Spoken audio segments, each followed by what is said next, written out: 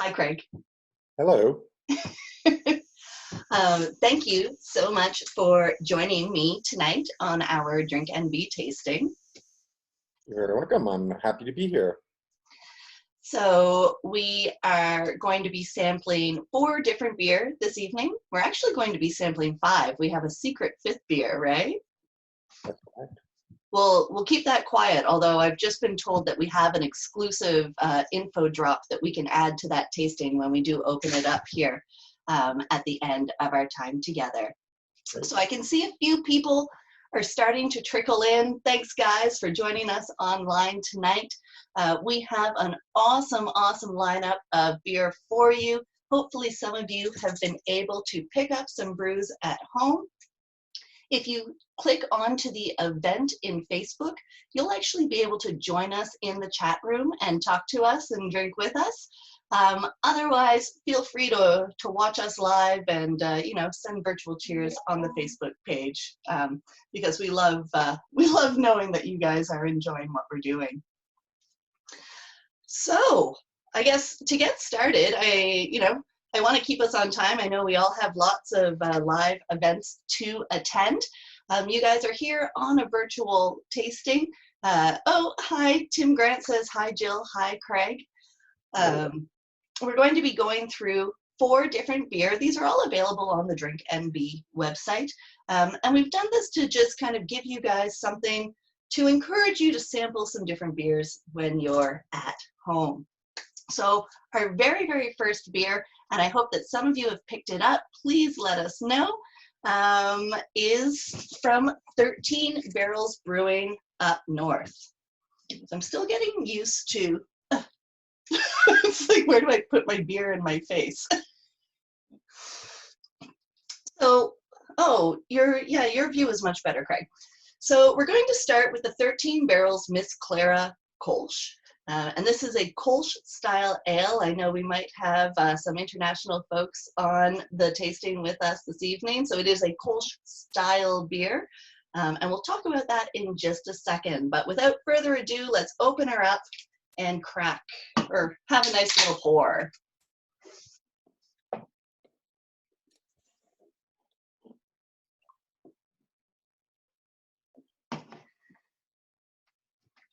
So one of the things that you can notice right away from a Kolsch style ale is that it is a much lighter beer. We really tried to go with a lighter to darker sort of tasting profile this evening. And a Kolsch is a lagered ale. So this is as close as most of our craft breweries can get to a lager. Lagers, by their very nature, are a bit more crisp, and so it's a really nice beer generally to start a tasting off with. What do you think so far, Craig? Looks right. Nice color, golden. I've had Kolsch in Cologne once, many years ago. So I have had the real thing, and at the time I wasn't a beer nerd, so I was just enjoying the the cultural aspect of those tiny little glasses of beer, and so my memory of that is not great, but I have had real Kolsch bottled versions. When in Ontario we used to get a few, but I like the style. It's like lager without doing having to do the cold lagering or cold fermentation necessarily. Yeah, I mean, I find that the thing I like about this one, and Kolsch in general, but I find 13 Barrels, they did a really nice job just kind of creating that nice, almost, it reminds me of being home in the summertime. So I live in Woodstock, and we've got some fields, and when the grass grows long, I get a little bit of that kind of grassy aroma, and it reminds me of being in the fields. So that might be where my summer association with Kolsch comes from. Yeah, I think of the style as very fresh style. They're always saying, like, as a BJCP judge, we have to read the guidelines before we judge anything. I didn't actually do that tonight, but I just always remember that when we were judging Kolsch, you were looking for a little touch of winey fruitiness because it was an ale yeast. So you would expect there to be a touch of that. And over the years, I've had a lot of different beers that were made to be, like you say, Kolsch style. You're not supposed to say it's Kolsch if you're not from Cologne, but and I've had some that do have that fruity note and some that don't. Some that are super clean. It's not whether it's good or bad. It's just when you're judging a competition, you give probably slightly higher mark to the one that has it, Right. But otherwise, they're largely indiscernible from a nice, crisp Euro-style lager. And I think this is like that. It's like a great summer beer, really fresh and clean. Clean is number one for me, and this is super clean. Yeah, I agree. And I think sometimes, we use words like that that mean different things to different people. And so, when we talk about clean in a beer sort of tasting, like, we're not talking about floral, right? Like if you were to describe clean as a flavor profile, what would you tell people that means? It means defect free. Yeah. Yeah, Fair enough. Yeah, no weird stuff going on. And I mean, when you're talking about lagers, they shouldn't be fruity normally. So when we're judging lagers, you're worried when you get big floral notes. But with Kolsch, a little bit is allowed because it is an ale yeast. So, but you wouldn't want it to be overtly fruity like a British pale ale kind of thing. So. Right. Well, I saw that Alicia had just clicked in, and she's pretty much right on time. Are you still there, Alicia? No? The words are there. Flip Brewing. Yeah, her words are there. Well, we'll see if maybe we'll give her maybe 1 or 2 more minutes to join us. Something I did last week, and it was kind of silly to do last week, but I feel like I want to do it this week too. I talked a little bit about the tasting glasses that I was using. This week in New Brunswick, of course, we received the information that large beer festivals are not going to be taking place in 2020. And so many of our people are now kind of planning for the following year. My first tasting glass is not from New Brunswick, so don't kill me. It is the Black Fly Brew Fest, which was taking place just over in Houlton, Maine. And so I was thinking about our tasting tonight. I was thinking about, where I go to try all of these amazing beers. And so I wanted to pull out some of these old tasting glasses and remember those events. You've got a much larger event tasting glass, Craig. So some of you out there will recognize it. It was like the VIP glass for the Down East for the beer festival in Fredericton that Lloyd puts on. Everyone knows Lloyd, who's a producer out there. But yeah, it's kind of a cool design. Kind of a hybrid, almost sort of Belgian a bit, but yeah, it's a good. It's a comfortable glass to drink out of, I found. I like it. Yeah, so good work, Lloyd. And congratulations on hosting the last beer festival in the province in 2020. So I'm not sure if Alicia is going to be able to join us, but I think we should probably move along to our second beer, and hopefully she can pop in again. So our second beer, it's very humid in St. John. Everything has condensation on it, and it's only been out for a minute. So our second beer comes from Flip Brewing, and they're up in Fredericton. They're a very, very small brewery. Alicia just popped on here for a second. They brew right out of their basement, and they were gracious enough to welcome me into their home last week for a virtual tour. So you guys can check that out when we repost it live. And I chose their anonymous American Amber Ale because it really was a surprise to me. Just before we came on, Craig and I were chatting, and he mentioned that, with American in the title, it might be a bit more bitter. And I actually found it to be not very bitter at all, not very high in those kind of hop-forward flavors, and much more of a malty amber sort of beer. So I was really excited to bring this out this evening and share it with you guys again. So this is the 3 Flip Amber. And I don't know if any of you online were lucky enough to get one of 3 Flip's isolation packs through Drink NB. I missed it. I know, Craig, you got one. Were there any surprises in that pack when you opened it up? I haven't drank it yet, to be honest. No, but you looked at it. I did look at it. I mean, there's quite a range of styles in there.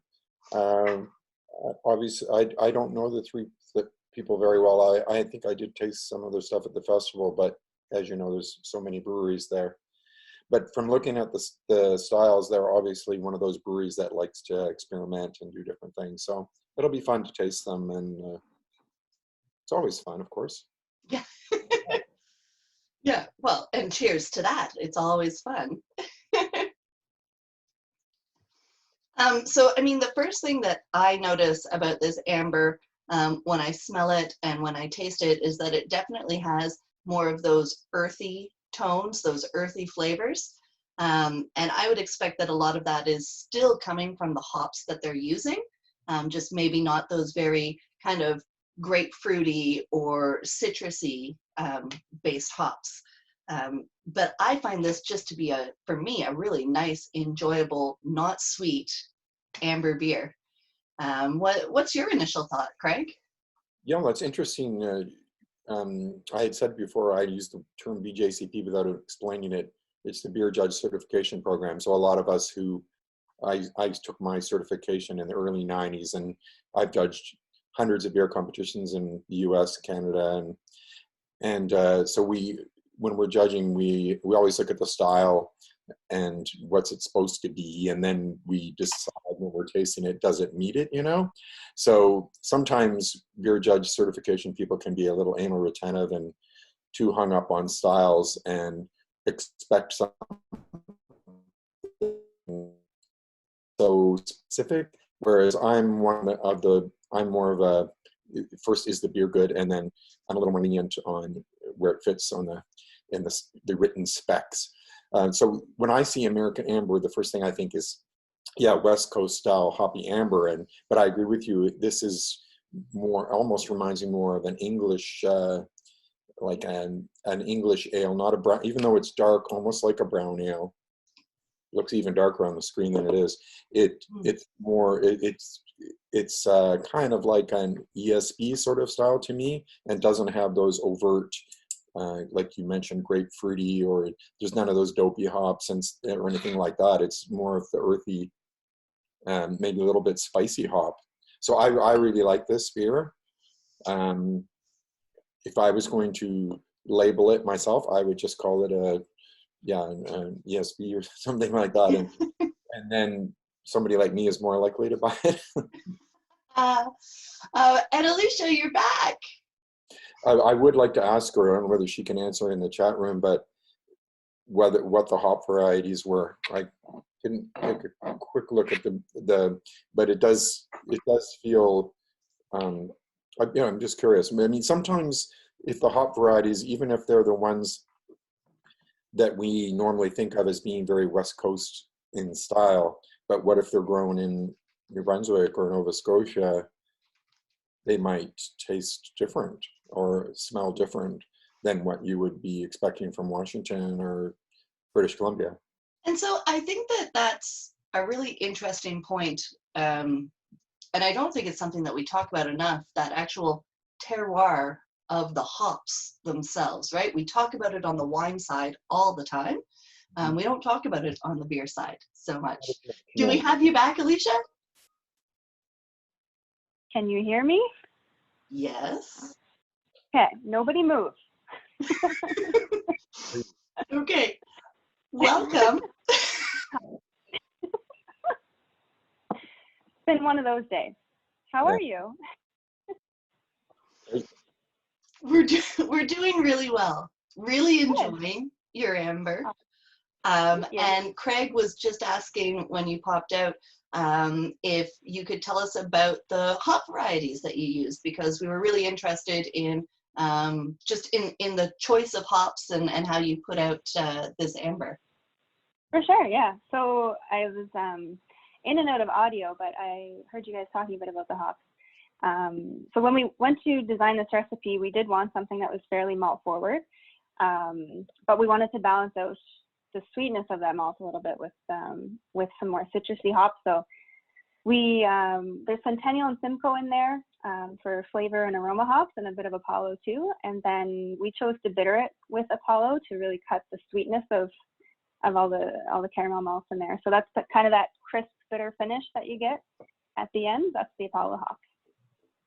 And were any of those hops from local, or would be just sort of generally sourced off the hop market? So we'd always try and buy local where we can, because we absolutely prefer to support local 100%. Centennial is local. That's from Bloomfield. Okay. Nice. Yeah. But the other ones we get from elsewhere. But of course, we try and support local as much as we can. We try and get our malts from Shoreline when we can. And hops we get from Moose Mountain too, and Bloomfield, and it's really whatever varieties we can get. Cool. Carleton County, good hop growing country. Exactly. Maybe there could be some more of that going on. Yeah.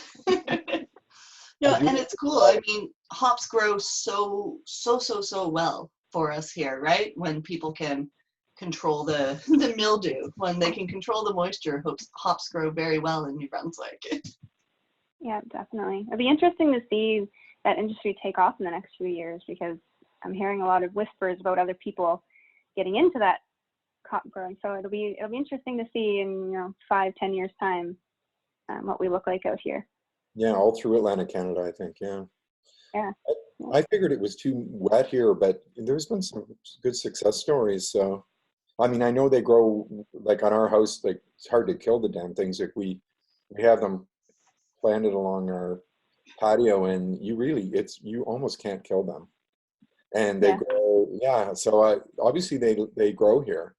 So I guess the question is whether it's commercially viable to make a living off it, and that's a whole other matter sometimes. Yeah, exactly. Exactly. Yeah, I mean, agriculture at any level is a risky business, right? But they seem to be very hardy plants. Yeah. So Alicia, while we have you on, because we're going to move to our next beer here in just a second, can you tell us, so Craig got one of your isolation packs, and I think he and I might be splitting it. Can you tell us a little bit about that isolation pack and how people can get them, which apparently they can't anymore? Yeah, we were pretty impressed to see that we sold out in the first week through Drink NB, so that was pretty awesome to see people excited about it. We know that everybody's stuck inside right now, so we wanted people to have a bit of fun and try a variety of things, and the easiest way to do that was to throw them all together in a package for you. So we tried to pick a variety of beers. There's quite a few. There's anywhere from our Smash IPA down to our Chipotle Porter, and kind of everything in between. We have our Roggen beer in there too, our white IPA. So yeah, we wanted to mix it up for everyone, give them something to talk about and something to try, and at least keep you occupied for one night.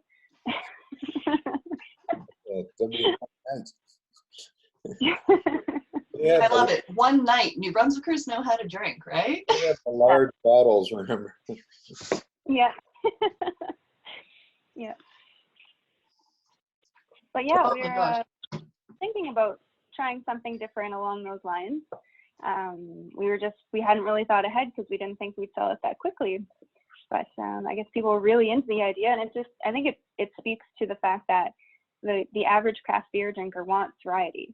I know when I go to a liquor store, I usually try and pick a few, or when I go to a brewery, I don't just get 6 of one style of beer. I want one of everything.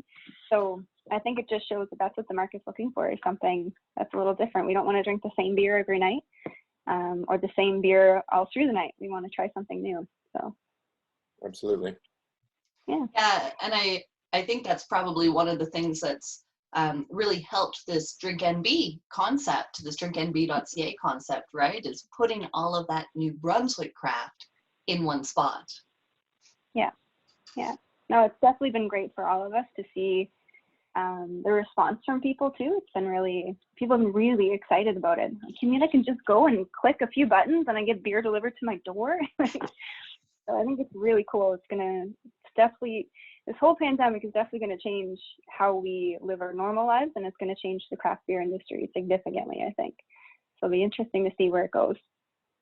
It'll be. Yeah, I mean, there have been a lot of precedents set.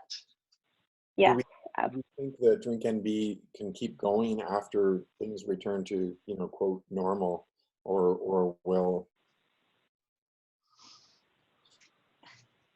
be there restrictions?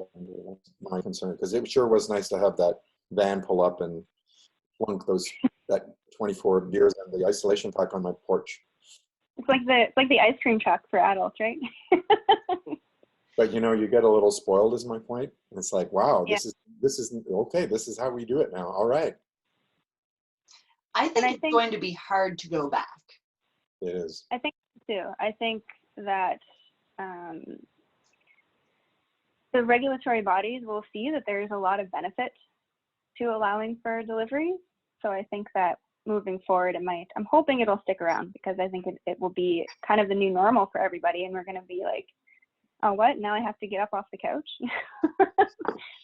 So, yeah, I mean, things are moving in that direction anyway. If you look at online shopping and Amazon and everything, like, things are all kind of going towards that direction. So it's not surprising that this has happened. I think the pandemic has just kind of pushed forward all the way that things are going anyway. So I think businesses are going to have to adapt, and I think we're all going to have to, as small business owners, figure out how to work through those sales channels moving forward. So, yeah, hopefully it sticks around. It'd be cool to see. I can hear Ariel singing "A Whole New World" in my head right now. That's all I can hear.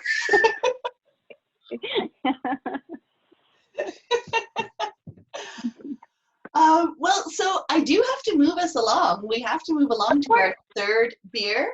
And Alicia, you're more than welcome to join us for the rest of the tasting, or I know you might want to take a nap or something. I do have another meeting I got to pop on to, but I just wanted to at least pop in and say hi. Sorry for all the difficulties at first. I'm glad that I finally got things coordinated. But thanks for trying the amber, and it was really, really good to hear your feedback. And I love this whole virtual tasting thing. This is so cool. You should just keep going. I mean, there's no reason to stop yet. So yeah. That was a great idea. Thank you. All right. Awesome. Nice to see you. Good night, guys. Yeah. Bye. All right. So I believe that's our only guest star coming in tonight. But yeah, you guys can look forward to that in our virtual tastings going forward, that we might have guest stars popping in for a few minutes to help us get through our tasting flight. So we're moving right along, Craig. We're halfway there. Doing all right. So our next beer up for everybody to enjoy, wrong way, this way, is the Maybe Tailwind Session IPA. So we actually have two 2.5 IPAs tonight on our tasting. And I wouldn't normally put two IPAs side by side in a tasting. The reason I have this evening is to highlight the difference between a session IPA and what I would call kind of a New England IPA or standard modern New England IPA kind of thing. So session IPAs, as we get into some of these warmer months, some of you may be like me, you want to move to alcohol or to beers that are slightly lower in alcohol, but still have a good flavor. If any of you have heard the IPA story before, IPAs are strong and hoppy because they had to travel very far. And in the modern era, we've really taken that strongness and hoppiness to a whole extreme. And we've seen this kind of introduction of these session IPA beers. And so when you see session on a label, it usually just means that that's a beer that you can have a couple of in a drinking session. We talk about them as being sessionable beers. some of us talk about that. I just drink them. I try not to talk too much. But yeah, I wanted to choose this one. We had a wonderful virtual tour with Paul maybe last week, so it seemed like a great opportunity to bring one of his beers into the tastings. And when you taste this session IPA next to the East Coast Pirates IPA, you should be able to tell a difference. And we'll kind of leave that to the chat to see if you guys notice a difference there. So I'm going to pour this, but Craig, what are your initial thoughts on the Tailwind? I've had this beer quite a lot over the while, and maybe beers in general. I think they do a great job. I've got a reputation in the industry as somebody who's always complaining that I want more balanced beers. You know, I want lower alcohol beers, and I want. I mean, I like hops, but I don't like beers that are overweighted to the hop side of the spectrum. I really look for balance. So session IPA, the concept, when they first started coming out, I suppose it was started in the US, but the idea, it sounds great, you know, lower alcohol, but still lots of hops, but not so much bitterness. So a lot of hops for flavor and aroma, but hold off on the bitterness so that the beer is balanced. And I find that there's a big range out there. Some of them don't do a good job of it, and some don't. Like some of them are too thin, because they're trying to make low alcohol, but they don't have the malt backgrounds. So they still got all these hops, even though it's not really bitter, they still have a lot of hoppy flavors and aromas. And I find a lot of them are a little too thin, although I do really support them as I want young people drinking pints of that instead of pints of 7%. Absolutely. So I really support them. And this one is not so low. Like some of the sessions are way down in the 3.5, 4, like that are more like an English ordinary bitter, which is my favorite type of beer. So this is 4.8, which is kind of more like regular beer. So yeah, it's a lot lighter than an IPA, but it's still a regular kind of strength beer. And I find it's basically like a good American pale ale, which these days is a session ale, you know, to be fair, that's the reality. And it's, you know, it's funny because you're 100% right about that. I've been going to my brewing buddies for at least the last 5 years, asking them every summer to give me something that is a little bit lower alcohol. And I do think it's funny that now we're like, oh, our session beers are 4.8, 5.2. Like, Yeah. you know, the Canadian strong beer lives on. Mm-hmm. Yeah, it's, and I know I used to homebrew a lot for competitions, and I know it's hard to get flavor and body and complexity in 3.5 to 4%. But I'll tell you, in England, they have no problem with it, partly because they cask condition, and so they add complexity with dry hopping, and the texture comes from the way the beer is carbonated. So that's kind of it's hard to duplicate that. In fact, you can't duplicate that in a can or bottle. So yeah, doing low alcohol and then getting body, maltiness, hoppiness, everything, it's way harder to do that than it is to brew a kick your ass IPA. I homebrewed for years, and it's super easy to make a good IPA. Doesn't mean it's super easy to make an award-winning gold medal IPA, but a good one, super easy. But to make a low alcohol, really good beer, way, way harder. Just like making a North American style lager is super hard because it has to be so clean. So I understand why brewers are reluctant. Well, and I mean, I think if we've learned anything from our virtual tours this last month, is that brewers start breweries to make the beer that they like. And very quickly, they have to adjust that to make the beer that their customers like. And so for a long time, craft beer has really been that beacon of strong beer, the bang for your buck, right? You only drink one because you can only drink one. And I think it's really important that that conversation is expanded a little bit to say, you know, there are good craft beers at all alcohol levels. It doesn't just have to be like you said, you know, the 7% IPAs that are so delicious. There are other places for beer and beer drinkers to live, I think. Yes, for sure. And you hear, I can't remember who it was. It was one of the, I think it was when I first got into beer in the early 90s there was one of the Ontario brewers that they started brewing what we call a session ale now. They brewed it for themselves because they they drink all the time, and not like all the time, but they drink out during, you know, there's some beer consumption that goes on. You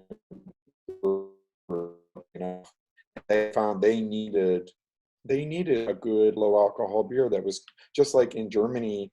They always drank beer in the steel mills in the old days as their source of, you know, water, and also it's a perk for the workers, and it would be a low alcohol quaffing beer, you know, and so you can still stay functional and hopefully operate heavy equipment safely. But these days that's not acceptable. But I do think that it's not just critics like me who want low alcohol beer. I think the brewers themselves understand its role.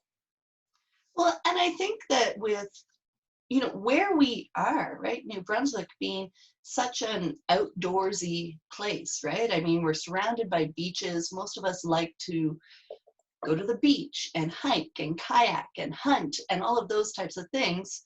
And, you know, having strong beer around isn't necessarily the best for when you're trying to get a beautiful tan in 32 degrees. It's just it's not necessarily the most hydrating option for beer on a beach. I agree.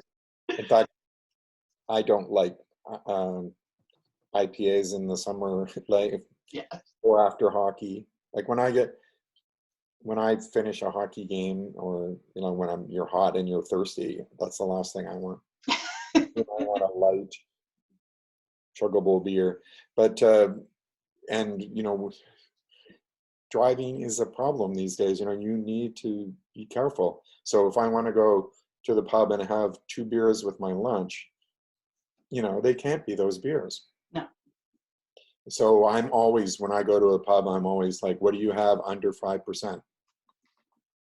And some of the, I have to tell you, some of the pubs tell me they ask the breweries for more low alcohol beers, and the breweries sometimes have trouble delivering them because a lot of their customers want hop bombs, you know. So yeah, you can't brew everything. You only have so much time and space. And that's just it, right? Like you know, our brewers are dealing with very real constraints when it comes to deciding what to brew and which customers to brew for, and so on and so forth, right? So there's a lot going on for our brewers. Yeah, I think they get pretty tired of me coming in and saying, when are you making that mild again? Yeah, I bet. Oh, I can drink it, yeah. All right, so it is time to move on for our last beer and wrap up our official tasting of 4. And then we've got a little special treat for you guys that we're going to share. But the last one that we all have together comes from Cavoque. These guys are in Moncton. And if you were paying attention, you'll notice that we've been all the way to the north of the province and all the way down to the south of the province. So we tried to take you around a little bit as much as we could. Cavoque East Coast Pirates IPA. It's kind of it's kind of a New England IPA, but kind of not, with a West Coast twist. Really, it's an IPA for pirates. It's basically the information I got out of them when it came down to our tasting last week. There's a couple cool things about this. The label, I don't know. The label actually looks a lot like their brewer in Moncton in Cavoque. So it was called Ben's Beer for a long time.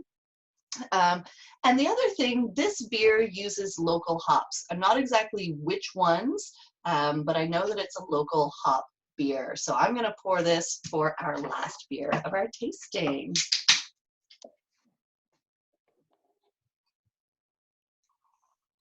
I wonder how many people call it kavak. So I asked him that. That sounds like a Klingon brewery to me. Kavak. Well, and it's funny, so Cavoke came out right around, they started right around the same time that Pump House, also in Moncton, released their Kazakh Russian Imperial Stout. And so for the first, like all of last year, I had Pump House and Cavoke completely merged together in my head, just because of a little naming thing. But yeah, so you can see it's a nice kind of darker golden color. This is not a hazy IPA. It's actually pretty clear compared to what you'll see from, you know, a lot of the folks doing New England or oat IPAs. And I just found that this was, again, not one that's too far on the bitterness scale for me. Like you, Craig, and like I think a lot of the people watching, I look for balanced beers as well. And I find that, I haven't tasted this can, but I find that this IPA kind of delivers that to me. The alcohol is only about 6.5, and I find that it's a pretty drinkable beer personally. So I think it's right in the style of, like, meets the sort of the style description for a North American India Pale Ale. yeah, it like I know they called it a New England IPA. For me, those tend to be a lot more fruity. I wouldn't. No, not at all. Like if I was given this blind, I probably wouldn't call it New England. I would call it a pale ale and kind of move on. Yeah, not just from the appearance, but everything, the aromatics, the flavor. It's way, New England IPAs are generally not very bitter. I mean, not that this is overly bitter, but it has that sharp, it's a dry beer for one thing, and a lot of New Englands are a little bit sweet, Right. and it's not hazy, and it doesn't have a lot of that fruity, grapefruity, or tropical fruit, guava, whatever the heck. It's more of a straightforward 6.5%, quite bitter, dry, West Coast style IPA to my taste. Yeah, quite bitter, quite dry. And again, the aroma, like you're saying, doesn't jump right out at you. You know, it's much more, I guess, restrained is a word. If we were talking about wine, that's the word I would use. Minerally is the term we use in wine, which is true with some beers as well. In fact, thinking back to the 3 Flip American Amber, the finish on that one, she had mentioned it was that quite a dry finish, and it almost is like the minerality of when you beers can be minerally too. It doesn't mean you're tasting soil, but it's just that kind of a clean. Sometimes it can be almost like iron or rust, you know, that kind of and I get that in quite, like this one has a bit of that to me, a bit of that kind of, and it's not an unpleasant thing, but a little bit of that kind of metallic hop bitterness. It's like if you put a penny in your mouth, and I know none of us have ever done that. No, but that's what I would call that. It has a bit of that kind of metallic bitterness. But you know what it doesn't have is it doesn't have any of that kind of the dank or dopey, that there's none of that, and there's none of the overtly grapefruity. And yet it's also not English style either. It's, you know, it's yeah, it's pretty straightforward, but I think it's clean, and a lot of people who like bitter IPAs would like it. Yeah, I mean, I would call it a pretty drinkable IPA, right? It's not. I figure this is a beer maybe for someone who is kind of looking at trying to get into those more bitter beers and tasting their way in there. It you know, this one I don't think is going to scare anybody off a beer. No, as long as they are looking for bitter, you know. As long as they're looking for bitter. Give this to your grandmother who only drank Alpine, you know, she's going to have a problem with it. Yeah. But And sorry, go ahead. Well, I say it is bitter. It's not, certainly I've had more, but you know, there's no mistaking that it's got the IBUs in there for sure. And so I guess to that point, that really kind of highlights what we did with this evening's tastings. So there are a bunch of different ways that you can put on a beer tasting, or that you can organize a beer tasting. And trust me, we're going to try and explore all of them with you over the coming months.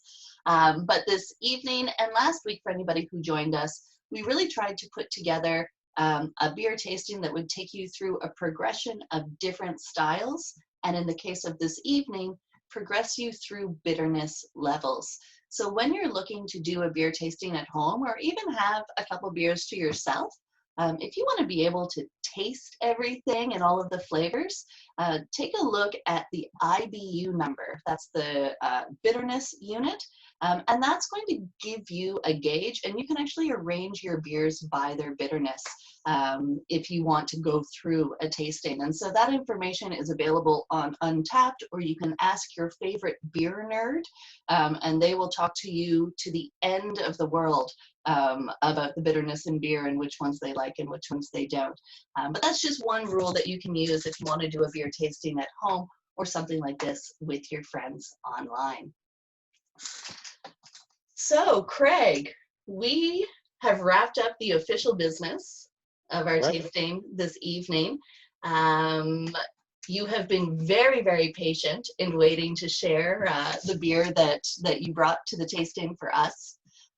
So it's new for both of us, so I'd really just like to pass it over to you for our last and fifth special beer of the evening. Sure. Well, yeah, we were able to luckily add on this beer that just came out from Trailway, and get a hold of some, which I'm very happy.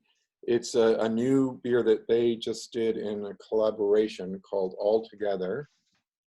I'm sure some of I'm getting real green screeny effects here. It's very, very new. It's kind of got a purple label, and it just got launched, I think, yesterday at noon. So probably some of the people out there have already tried it, and we're just like late to the party. There's always people ahead of you. That's one thing you'll learn when it comes to people who are really into beer. You know, it's like, I drank it first. What's more important is, did you like the beer? Do you appreciate it? And this is an interesting beer. The information that was sent to me, it's a collaboration beer. It's a worldwide thing. It was started by a brewery in Brooklyn called Other Half Brewing to raise funds for local hospitality professionals. And so Trailway became one of the partners and brewed it. It's a 6.5% alcohol, and fairly hoppy beer, I'm assuming. I haven't tried it yet. It's brewed with Mosaic, Citra, Simcoe, and Cascade. So I can't really comment on what it's like without tasting it. But in Fredericton, 30% of the proceeds go to the Fredericton Resilience Fund. So in the spirit of that worldwide collaboration.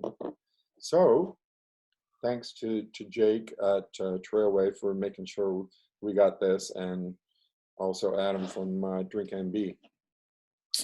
Awesome, and it smells delicious. Well, those hops in there should be super aromatic. And so this is what we were talking about, the difference between, you know, hops that are kind of out there and jumping out of your glass and not. Trailway is known for these very, very hazy IPAs. So this beer is very true to style for those guys up there.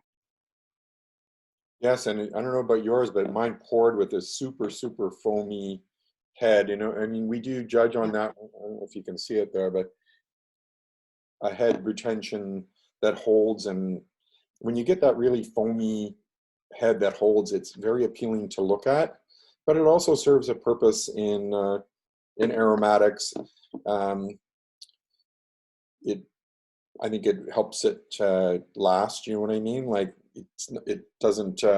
Everything doesn't blow out of it all in one go. You get sort of a steady release of aromatics through the drinking. but yeah, this is super citrusy and fruity. It's not dopey. It's more, to me, the fruity top. And it's, you know, I think it's really cool for our craft brewers, not just here in New Brunswick, but around. There are all kinds of new varieties of hops that are coming out, you know, that are really taking advantage of the public's, I guess, enjoyment of these kind of fruitier, tropical mango, pineapple flavors. Do you have any, what are your thoughts on that, Craig? New hop varieties and very fruit forward beers and. Well, I think that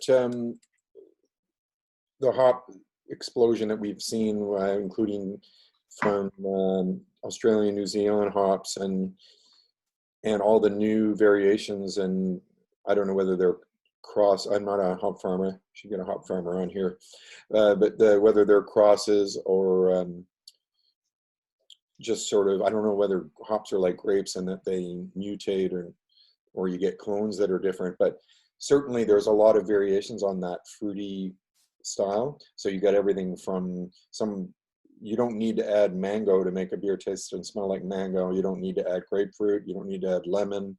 Like, you can get all these things out of hops, passion fruit sometimes. Like, it's all over the map. And I think it's led to this style of beer that's very commercially appealing, particularly when they're not super bitter, in that they're really fruity and almost, I hate to say it, but they're almost cooler-like in a way, like almost like a radler, but yet still beer. So more bitterness, obviously, than a radler, but still has that fruity appeal that has made radlers so appealing with the general public. And so when you think of it from a business marketing standpoint, when you have a new beer style that grabs new consumers, is great for the industry. Well, and I think it goes to that same point, to giving people something that they like, right? I mean, this beer tastes very different from everything else that we've had this evening. Yes. And, you know, and that's just scratching the very surface of craft beer and the flavors that are available in these brews. Mm-hmm. Yeah, I don't see a listed IBU for this, but I was talking to, I don't know if Amber's here tonight, but online about how IBUs are so deceptive, in that a lot of breweries put them on there, but it's not the actual measured bitterness level of a beer. And you got to go by perception, just like we need to with wine with residual sugar. It doesn't matter what the grams per liter are, it's how does it taste. So a beer like this tastes to me quite low in bitterness, but that doesn't mean it isn't high. Like, if it's offset by some sweetness or malt, malt and body and alcohol, a beer can taste way less or way more bitter depending. So the ones we had before, the Tailwind, I noticed somebody was mentioning they thought it tasted more bitter than the actual IPA that we had, probably because it's lower alcohol and doesn't have the body to handle the IBUs as much. So it's an interesting thing. And I get mad at people who get really hung up on, I only drink beers with 70 plus IBUs. It's just a dumb way to look at beer. You should drink beer that's good, and that's the only criteria that you should use. So. What a crazy concept. Drink beer that's good. And it's not going to be the same for everyone. Like, I know people who will drink a beer like this and say, oh, it's not bitter enough for me. It's fine for me. Yeah, I mean, I guess every day has its beer, or every beer has its day. Is the a mantra that I would live with, and I think it's really important for people to understand too, that IBU number, kind of like you were saying, it's based on science. It's based on a math formula. It's not based on what your palate is going to perceive. You were saying the perceived bitterness. Yeah. So I would, I guess I don't want to get too much into it, because it's time for us to wrap up, and that's a lot of science, and we could go so deep. But I guess just to say to people, don't shy away from beers that have a high IBU number, thinking that you don't like bitter beers. A lot of these beers, to Craig's points, have different alcohol levels, different sugar levels, and these all work together to create a balance or not in a beer. You can't just look at that IBU number and think that you know what it's going to taste like, because you don't. There's so much going on in the science of hops and brewing these days, that number is almost just a marketing stamp in some ways. True. So that's my tip for the end, the end of the night. So yeah, so we've gone through our beers. We've had our special fit beer. We do have a special information drop about that.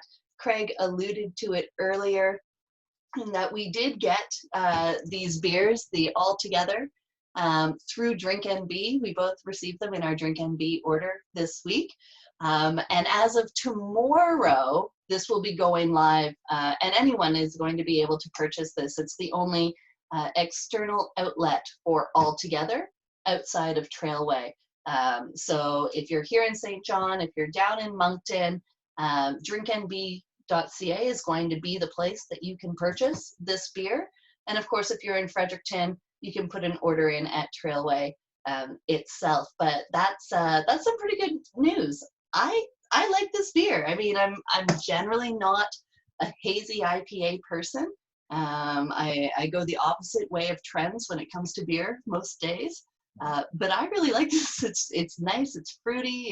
It's a good alcohol content, good bitterness. I'm down. Yeah, my only concern with this beer is it's one of those ones where when you drink it, you wouldn't think it was 6.5. You know what I mean? Yeah, no, I'm literally about to slam this in the next 4 minutes. That's a problem with, well, it's not a problem, but it's something you need to be aware of when you order. I like pubs that put the alcohol and IBU up for every beer on their menus, because otherwise I'm constantly bothering them and asking them. So you can avoid that and stop getting me asking you questions if you just put it there on your menu. But, just tell me what I'm drinking. Yeah, like I don't mind drinking beer like that. If I know, I might get a half pint of it. Yeah. Yeah. Well, and I think it's really cool. I've noticed in the last year, most bars have added half pints as an option, or at least most bars that I frequent have added half pints as an option. And it's really been a life changer, the ability to try a couple different beer, not have to worry about having these high alcohol beers in 16-ounce pints, because I like to try, I like to share, I like to sample. And sampler, you can do the samplers at a lot of places, but I don't like ordering a sampler in a busy pub at lunchtime. Because they hate you? Yeah, so I won't do that. And my wife just passed me a note that especially for women, she says, that's not a sexist thing to say, but women and men have different alcohol processing capabilities, even if they're the same weight. So lower alcohol beer might appeal more to women, and being able to do a half pint. And there were certainly some pubs, like I've been lobbying, I live in the St. John area, and ever since I moved here in late 98, I've been lobbying pubs to do things, including serve good beer. And one of the hardest ones was getting them to do half pints, but I would force them to do half pints just for me, and yeah, they wouldn't offer them to other people, but I could get them, and I'm like, that's dumb. Like, well, I mean, it is dumb for a bunch of different reasons, not the least of which is that you can charge more per ounce for a half pint to more than make up for the foam that's being poured by pouring smaller servings. I mean, it's in the best interest of a bar to offer more expensive half pints so that people buy more of them. But I mean, I will say though, in their defense, that in those early days, they had a lot of trouble with wastage, like foamy beers, and like there wasn't the level of knowledge that there is now amongst bartenders and people managing their kegs, and so there was maybe more wastage back in those days, but anyway, half pints should just be a standard option. Well, and when we open in the St. John City Market, they will be. Quarter pints. Got to get at least one little plug in there before I wrap it up for the night, right? Yeah. All right. Well, listen, guys, thank you so much for joining us this evening, for participating in our tasting, for your comments. I've been watching them on Facebook. I've been responding here in the chat in our tasting room. I wanted to take a moment just to tell you about some changes you're going to see in these virtual tastings going forward. So for the last month, I and pretty much everyone has been offering these types of tastings and events online free of charge. Starting in May, you'll still be able to view our tastings on Facebook, but if you want to interact with us, you want to get into the room, you want to ask us questions, then there will be a small fee for that. You'll be able to go online and purchase your access to the tasting for $5. And then come in and interact with us and engage with everybody else who's participating in this virtual tasting. So don't worry, like I said, you'll still be able to watch live for free. But if you want to participate, if you want us to answer you, if you want us to ask your questions to the brewers that are here, you are going to have to come into our tasting room. So that's all been posted on our website, and you can check out the details there. That's all starting in May, so the next 4 days of tours and tastings are still free for you to enjoy. I also was going to tell you what our beers are for next week. So that it will be announced tomorrow, but for anybody who wants an early, I have to check my notes. I'm sorry, it's the end of the night. An early look at what's coming up. So our beers for next week, so same time, Saturday at 8 p.m., our beers are going to be Brasserie de la Côte, their Barum, which is their wit beer, or their blonde, or their white beer. We're going to be doing the Picaroon Simeon Jones, which is an amber ale. We're going to be doing the Long Bay Ruckus, which is a New England IPA. And we're going to be finishing with the Flying Boats Lovers Quarrel. So you'll be able to find all of those on the event for next week, as well as on Drink NB if you want to order them and taste along with us. So that's all the business. So Craig, I wanted to come back around to you and just say thank you again so much. You're welcome. Is there anything you wanted to share with folks before we sign off this evening? I'm just looking forward to being able to see people again in person, and I do a lot of events, mostly in the St. John area, and it's been hard to not do that, obviously, financially, and so, yeah, I'm looking forward to that, and who knows, I may see you in other places. Could happen. Who knows? Yeah. I might be. Yeah, I do a little bartending from time to time. So. Yeah, we might see you around, right? Well, this has been awesome. Thank you so much. And yeah, I mean, that's pretty much a wrap. Hey, cheers, everyone. All right. Thanks, Craig. Thank you. Cheers. Cheers. Ding. Ding, ding.